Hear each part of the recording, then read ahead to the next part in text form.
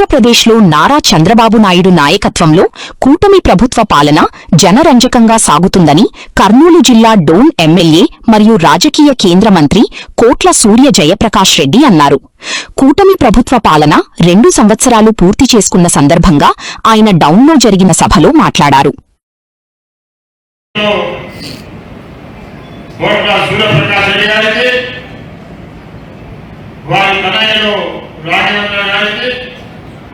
వేదికలందించిన అధికారులకు, వేదిక ముందున్న అధికారులకు, వేదిక మీద తెలుగుదేశం పార్టీ కుటుంబ సభ్యులకు, ఇక్కడికి విచ్చేసిన తెలుగుదేశం పార్టీ కుటుంబ సభ్యులందరికీ, అలాగే ప్రింట్ మీడియా, ఎలక్ట్రానిక్ మీడియా అందరికీ స్వాగతం, సుస్వాగతం.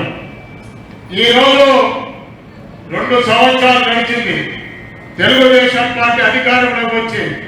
చాలా మంది అడుగుతా ఉన్నారు, మీరు ఏమి చేసినారని చెప్పి అడుగుతా ఉన్నారు. ఒక పక్క గొడ్డల పార్టీ మేము అడుగుతా ఉన్నాం, గతంలో 19 నుంచి 24 వరకు నువ్వు ఏదైనా ఒక చిన్న అభివృద్ధి కార్యక్రమం చేసినావా అని అడుగుతా ఉన్నాం. ఒక్క ఉద్యోగం ఏమైనా ఇచ్చినావా అని అడుగుతా ఉన్నాం. పిఎస్సీలో కానీ పోలీస్ శాఖలో కానీ ఎక్కడైనా ఇచ్చినామంటే నేను 1,30,000 ఉద్యోగాలు సచివాలయంలో ఇచ్చినా అంటారు.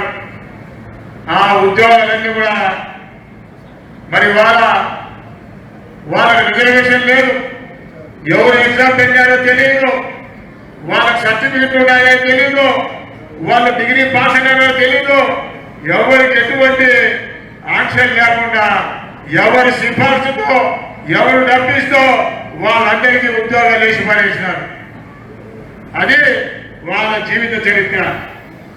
అందుకే ప్రజలందరూ కూడా ఆలోచించి వాళ్ళను 11 సీట్లకు పరిమితం చేశారు.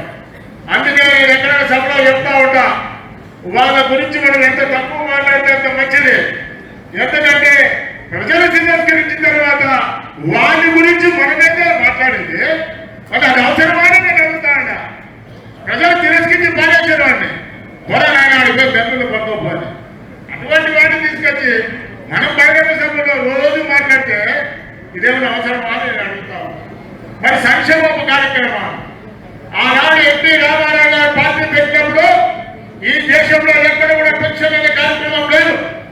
30 రూపాయలతో ఎన్టీ రామారావు గారు సంక్షేమ పథకాన్ని ప్రారంభించిన ఘనత తెలుగుదేశం పార్టీ ఎన్టీ రామారావు గారిని చెప్పి తెలియజేస్తా ఉన్నా. అదేవిధంగా ఆ కాలంలోనే సంక్షేమం అందించాలని ఎన్టీ రామారావు గారు 2 రూపాయల కిలోమీటర్ హాస్పిటల్ 50 రూపాయలకు సగం చేయడం ధరకి చీర గోవతి ఇవ్వడం జరిగింది. పక్కా కూడా అదేవిధంగా కడపలో కూడా స్టీల్ ప్లాంట్ రేపు నెలలో సూర్యప్రకాష్ రెడ్డి గారు మాట్లాడారు. నేను గతంలో మీకు తెలుసు 3 సార్లు ఎంపీగా పోటీ చేశాను, సెంట్రల్ స్టేషన్.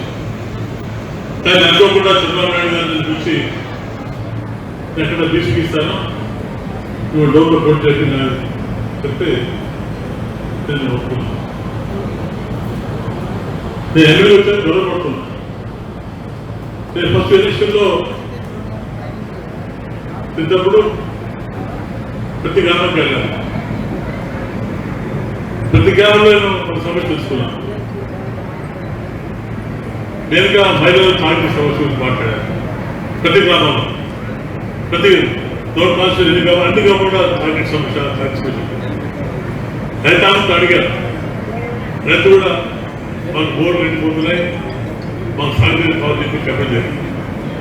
3వ అంశం కమ్యూనికేషన్ సిస్టమ్, టెలిఫోన్ సిస్టమ్.